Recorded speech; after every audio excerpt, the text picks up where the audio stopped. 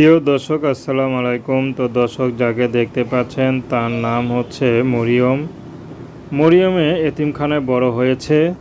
তো বর্তমানে এতিমখানা থেকে এক কাস্টমার তাকে নিয়ে এসেছে বাসায়। তো সে বাসায় কাজ করতেছে। তো এখন মরিয়মের বিয়ের বয়স।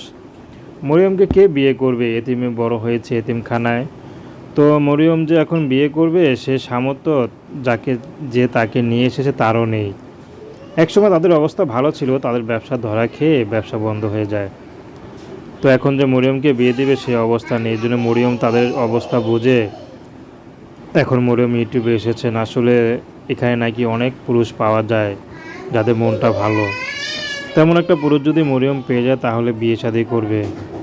তারপর মরিয়ম আবার চিন্তাও করে এতিম মেয়েকে কে বিয়ে করবে, ভালো মানুষ তো আছে, এমন তো ভালো নয় যে এতিমকে নিয়ে সংসার করবে। তারপরে যদি পেয়ে যায় সে যে বয়সের হোক রাজি আছে। প্রেম ভালোবাসা আপনাদের একান্ত ব্যক্তিগত ব্যাপার। আসসালামু আলাইকুম।